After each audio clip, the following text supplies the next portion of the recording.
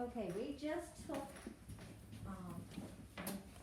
history test. I want to go ahead and start reviewing for the next quiz, so we're going to do that now. So everybody needs to look at this chart. Look at this chart and let's review capitalization rules. Capitalize the first word of every sentence. Capitalize names, titles of respect, initials, and the word I. Capitalize days of the week, months of the year, but not the seasons. Capitalize holidays and special days. Capitalize proper nouns. Capitalize names referring to God and the Bible. Capitalize the first word, the last word, and every important word in the title of books, stories, poems, and songs. And when you guys did your history test, you should have known that and capitalized the, Star, Spangled, and Banner. And you know what? In the future, I think I am going to take off points for stuff like that. Because you know that. Whether or not it's language, you know it. Alright, then we're going to review the comma rules again. Use a comma and a conjunction to correct a run-on sentence. Use a comma after yes or no at the beginning of a sentence. Use a comma before and after the name of the person you are speaking to in a sentence. Eyes up here, please. Use a comma to separate a city and a state. And after the state, too, if it's not at the end of a sentence. That was a common mistake on the test yesterday. Some of you put the comma to separate the city and the state, but the state, Colorado, was not at the end of the sentence, and a lot of you did not put it. I shouldn't say a lot of you, but it was more than I liked, because you should know that rule. Right? Use a comma to separate words or groups of words in a series. And the last one? Use a comma to separate parts of the date. But that's not the way I like it, so we're going to say after the day in the date and after the year, too, if it's not at the end of the sentence. Most of you remember that one. You remember to put it after the year when the year wasn't at the end of the sentence, but you forgot to put it after the state when the state wasn't at the end of the sentence. Alright, so you will have a section where you have to use proofreader marks to capitalize, so you're going to put 3 little lines underneath it on the next quiz. You will also use proofreader marks to put in your commas, and there will be a whole section where you have to put in commas for the different comma rules. The new thing that's going to be on that quiz is what we have over here. We're going to be looking at that in a minute. So, actually, let's go ahead and do these sentences, and then we'll look at that, and then we'll look at what we're doing on our paper today. Alright, so eyes up here. The first thing we're going to do is we are going to divide these between a subject and a predicate. That is something we learned long, long ago. So eyes up here on the board, please. Read the first sentence. Cody and Cameron finished with their dad on Friday. What is your subject? Cody and Cameron Cody and Cameron. So what did Cody and Cameron do? fished with their dad on Friday. So Cody and Cameron is the subject. Fish with their dad on Friday is the predicate. Next sentence. Nobody caught any fish. What's the subject? Nobody. Nobody is the subject. And what did nobody do? Caught any fish. Dad stopped at the grocery store on the way home. Dad What did Dad do? stopped at the grocery store on the way home. Mom made delicious fish dinner. Mom Yeah, very good. And what did Mom do? made a delicious fish dinner. So these are all the subject, and these are all the Predicates. Alright, the next thing I'm going to do is look over on the other board. We talked about this a little bit yesterday during reading time about a direct quotation, because I knew this was coming up. Alright, so get where you can see, and do not get out of your seat unless you have to. Read these with me. Mom asked, do you have your umbrella? Now read the second one. Mom asked if I had my umbrella. All right. These are called quotation marks. You put them around somebody's exact words. Do both of these sentences mean the same thing? No. Yes. Yeah, they do.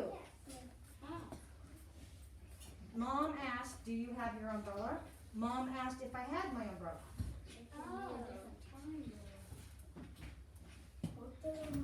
Is it mom asking? Is she asking about an umbrella? Okay, so they mean the same thing.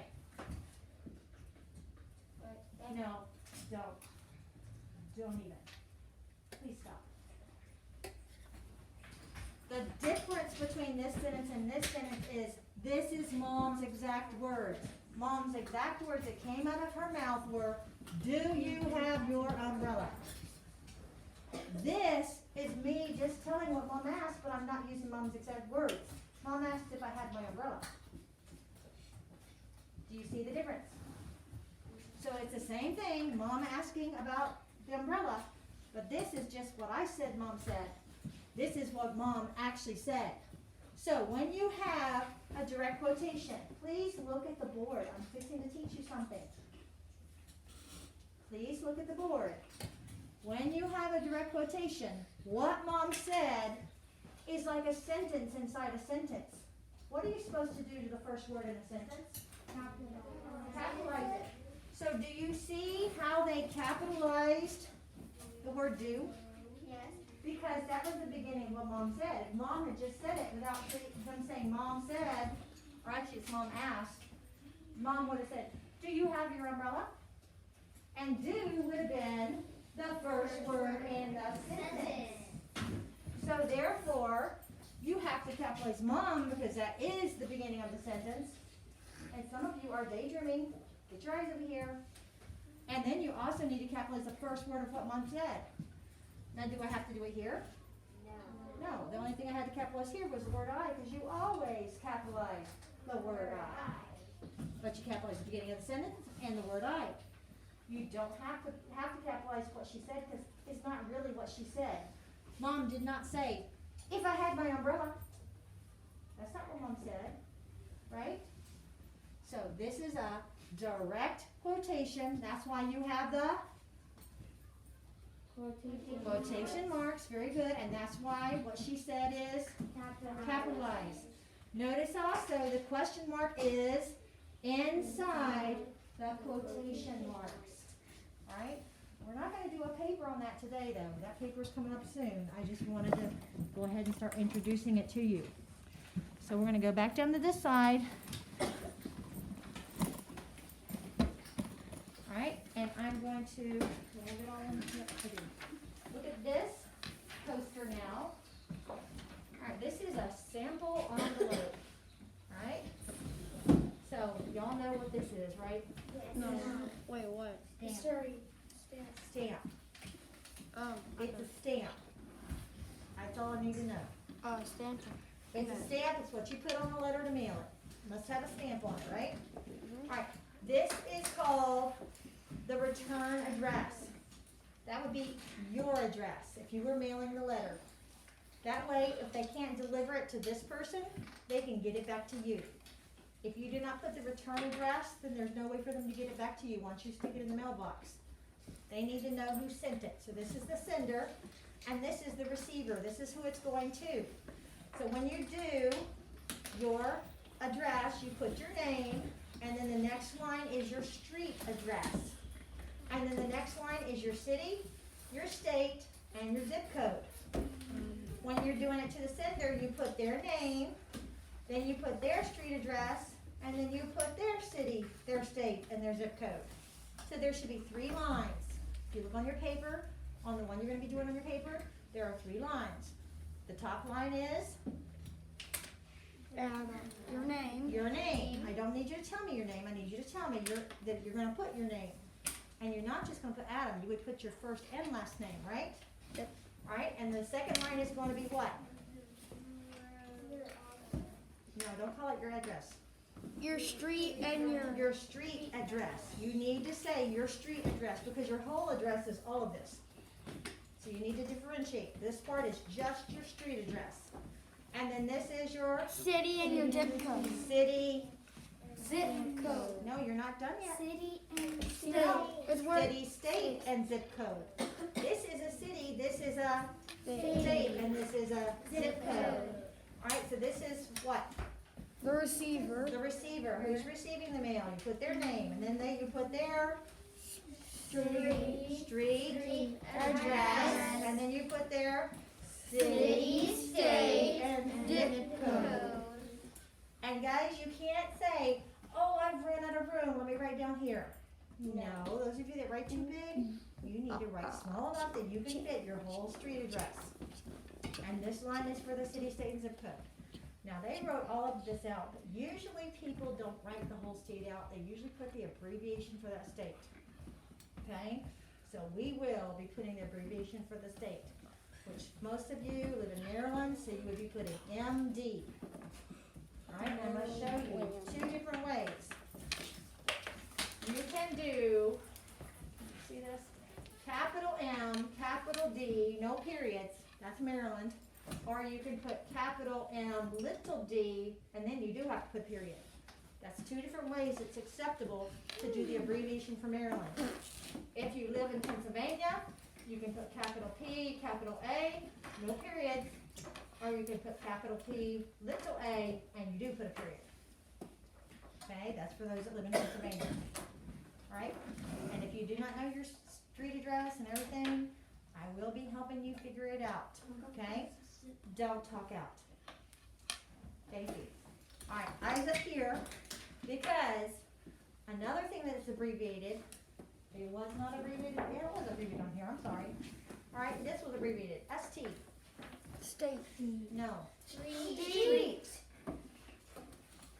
712 Helena Street, 905 West Spring Street. Oh. Okay, so ST is Street. All right, let's look at the rest of these. Eyes up here, please. Who thinks they know what this one is? Lane. Lane. How many of you live on a lane? You know you live on something, something lane. When I was growing up, I lived on Hobson Lane.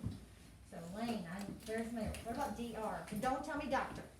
Because yes, DR can be doctor if you're talking about a person, but what about for a type of street? Drive. Drive, very good. What about RD? Maya? Road. What about CIR? Paige? Circle. Circle. Do any of you live on a circle? How about the street? We already talked about street. How about drive? Yep. How about road? How about circle? Anybody live on circle? Something, something circle? All right, what's this one? Landon. Avenue. Very good, avenue. And this one, the trickiest one of all, Liam? Boulevard. Very good. This is boulevard. Like this road right out here is called Baltimore Boulevard. All right, so BLVD would be boulevard. All right, and so if you have one that's not up here, then I will help you figure it out. But this is, everybody say them. Lane, street, drive, road, circle, avenue, boulevard. All right, let's go ahead and look at your paper. You are going to do at the top part, your name, your street address, your city, state, zip code. Then what you're gonna put here is what's in this box right here. Do you need to write the word to? No. No, you will just, on the first line, copy that name, Dr. John Wilhelm. Then on the street address, 817 Glenview Lane. And then for the city, state, and zip code, Phoenix, Arizona, 38524. And Arizona, the abbreviation for it is AZ. So you're either gonna do capital A, capital Z, or, and don't do it in cursive if you do that. Or you're gonna do capital A, little z, and put a period. But I will let you do those abbreviations for the states.